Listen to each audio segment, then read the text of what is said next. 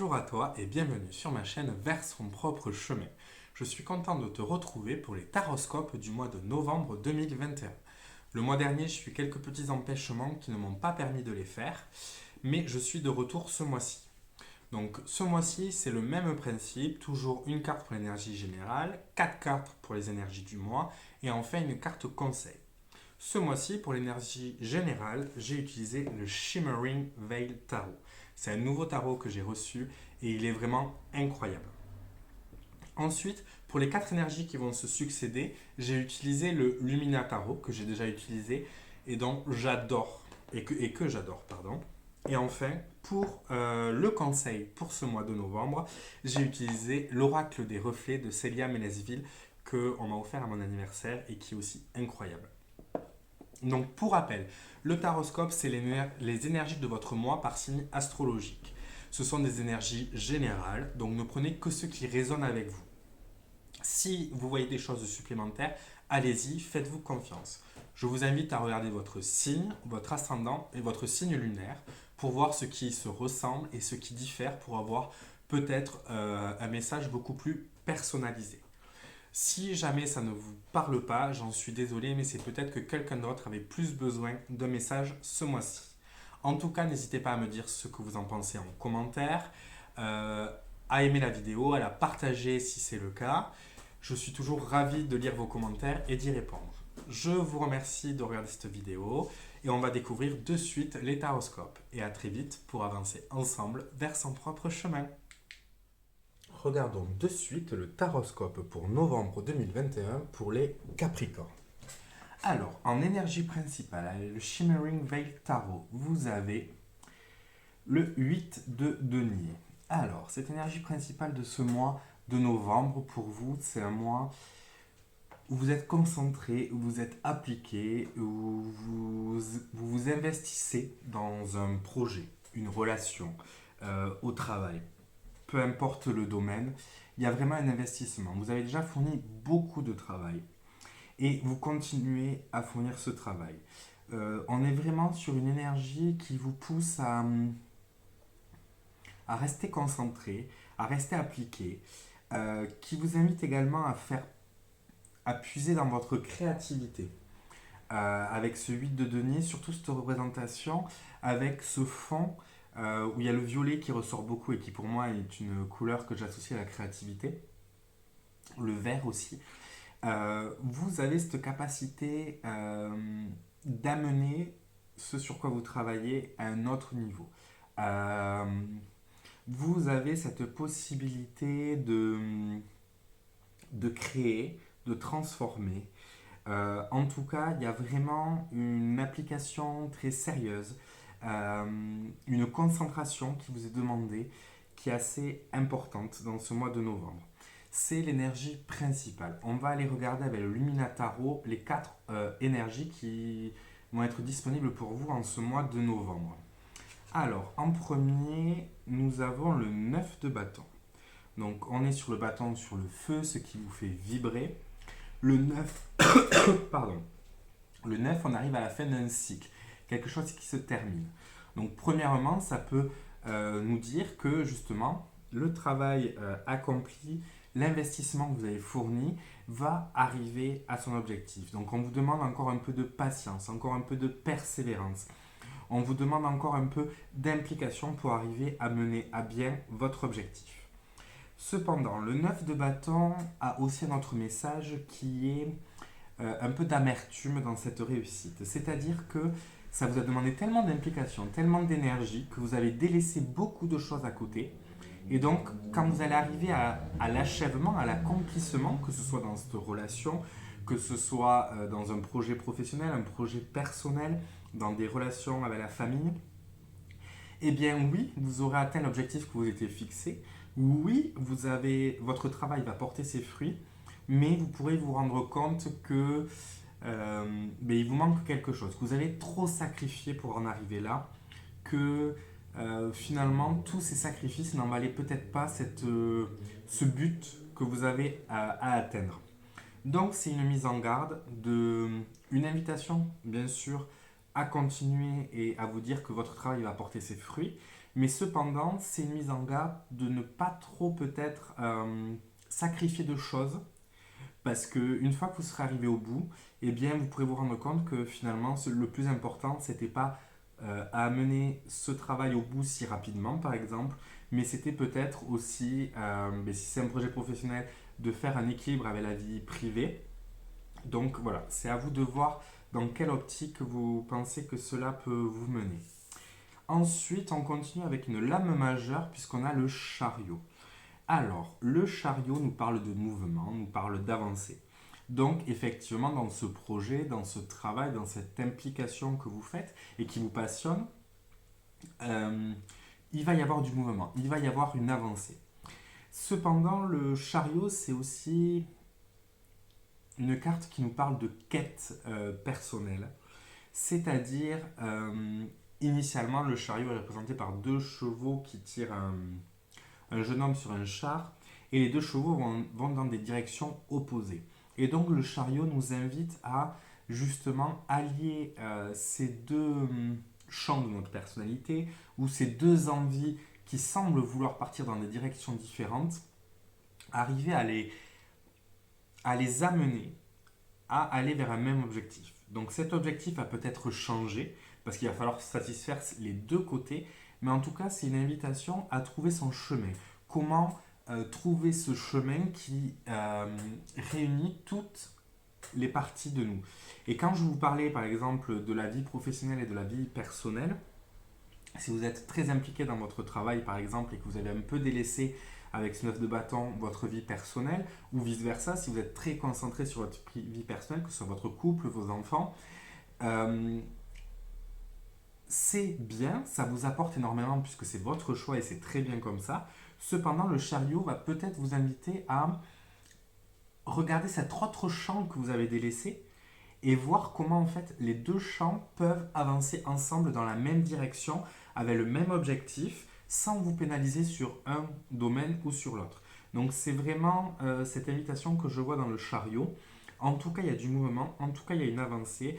On est sur une représentation de chevaux sauvages, donc on est vraiment dans l'impulsion de suis ton instinct, suis ce qui bouillonne en toi et vas-y à bride débattue, j'ai envie de dire.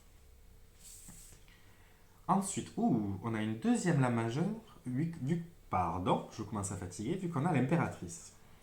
Alors, l'impératrice nous parle de gestation, de mener à terme un projet. Mais avec l'impératrice, on est encore dans la phase de préparation, vu qu'on est dans une énergie yin, contrairement à l'empereur qui va être une énergie yang et donc va vouloir faire sortir. On est dans une énergie de réception. On est encore dans un stade de réflexion. Donc, votre projet mûrit. Et l'impératrice a cette faculté à pouvoir lui donner vie, justement. Ça représente la mère, donc qui crée la vie et qui donne la vie. Donc, elle a cette capacité, cette puissance en elle de transformer son projet, sa relation en quelque chose qu'elle veut.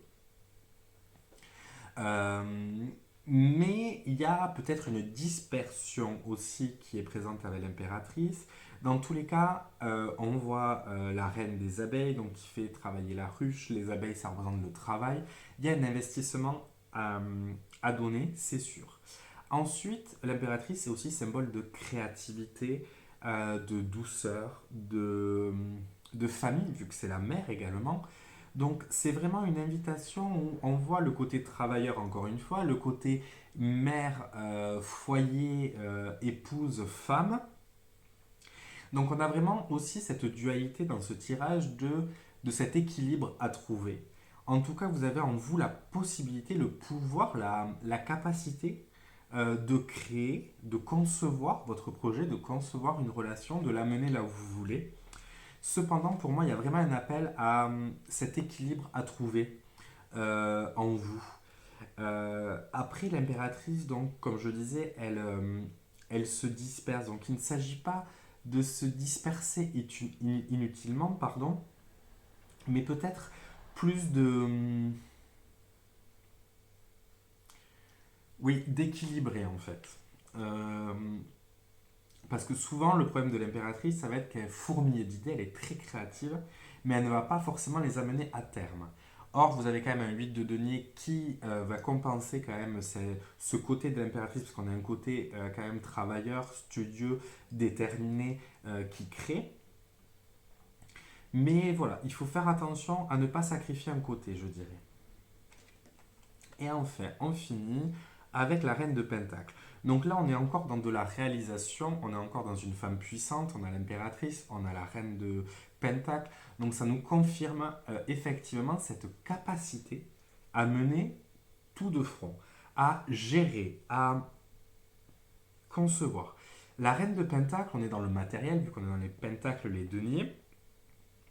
Elle a cette capacité de faire foisonner son environnement. Elle a cette capacité de maîtrise sur le matériel. Elle a cette capacité de... Oui, elle maîtrise son environnement, elle maîtrise ce qu'elle fait. On est quand même dans une reine. Donc il y a vraiment cette idée de maîtrise.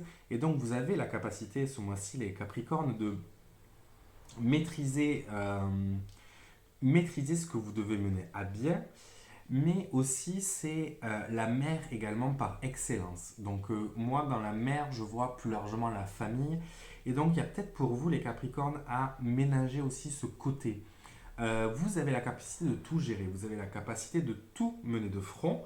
On voit le cheval qui vous invite à rassembler ces deux chemins, donc à trouver votre chemin, mais il y a bien deux directions dans le chariot initialement.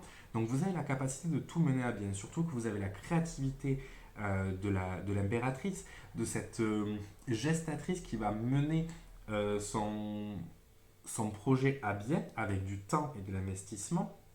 On est sur quand même de la réussite, quelque chose qui s'installe, on est dans les deniers, on est sur quelque chose de solide qui tient la route. Et donc vraiment pour vous, c'est regarder en face un peu où vous en êtes aujourd'hui et voir vos priorités. Bien sûr, il y a un projet qui est vraiment très important pour vous, mais est-ce que il n'y a pas d'autres projets? Quand je parle de projet, c'est au sens large, que ce soit la vie familiale, que ce soit le couple, que ce soit l'amitié, que ce soit la famille, que ce soit le travail, que ce soit un projet artistique. Est-ce qu'il n'y a pas une partie qui a été délaissée et dont vous pourriez peut-être essayer aussi de travailler en même temps et de ne pas sacrifier quelque part une partie de vous, une partie de vos envies dans ce mois de novembre? On va regarder la carte conseil avec l'oracle des reflets de Célia Mélesville. Ouh, on a le phénix. Donc le phénix, créature symbolisant la renaissance, le feu, le pouvoir. Euh, Ici, dans votre tirage, le conseil des cartes, ben, c'est peut-être de reprendre du moins votre réflexion à zéro. Je m'explique. C'est-à-dire que peut-être que vous vous rendez compte qu'effectivement, il y a un domaine que vous avez délaissé et vous vous en voulez. Du coup, ça risque de vous tirailler et vous risquez de vous disperser avec cette impératrice, en sachant que vous avez quand même cette capacité à tout remettre en ordre et à arriver. Mais peut-être on vous invite ici à vous dire, ok, jusqu'à présent, j'ai fait comme ça. Ça ne nous empêche pas de transformer ce que vous faites aujourd'hui. Ça ne nous empêche pas de changer, que ce soit votre rythme de travail, votre rythme à la maison. Si, par exemple, vous allez beaucoup concentrer sur vos amis, sur votre famille, sur votre époux ou votre épouse, eh bien, il est peut-être temps de se dire, j'ai cette capacité de renaître. Et donc, peut-être trouver un projet créatif, un projet qui vous tient à cœur, ou du travail. Et commencer en fait à changer ce rythme. Vous avez cette capacité à renaître de vos cendres. Donc, c'est-à-dire, on vous invite à ne pas culpabiliser sur oh là là, j'ai délaissé ça, c'est nul, je m'en veux, j'étais trop concentré sur mon travail, j'ai délaissé un peu mes enfants, ou j'ai délaissé mon compagnon ou ma compagne, j'ai délaissé quelque chose. Non. Vous avez fait jusque-là, c'est aussi ce qui va vous amener la réussite parce que vous êtes impliqué. Mais peut-être de se dire au jour d'aujourd'hui, non, ça veut rien dire au jour d'aujourd'hui, excusez-moi, donc aujourd'hui, se dire bon ben très bien, ça c'était mon schéma avant, je le brûle pour la suite et j'en crée un nouveau.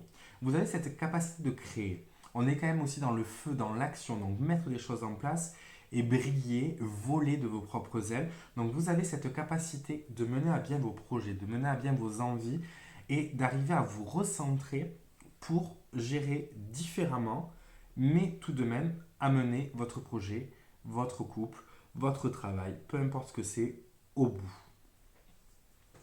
Voici pour vous votre taroscope pour le mois de novembre 2021 pour vous les Capricornes. J'espère que cela vous aura parlé. N'hésitez pas à me dire ce que vous en avez pensé en commentaire. Vous pouvez, si vous le souhaitez, aimer cette vidéo ou la partager. Et moi, je vous dis à très vite pour avancer ensemble vers son propre chemin.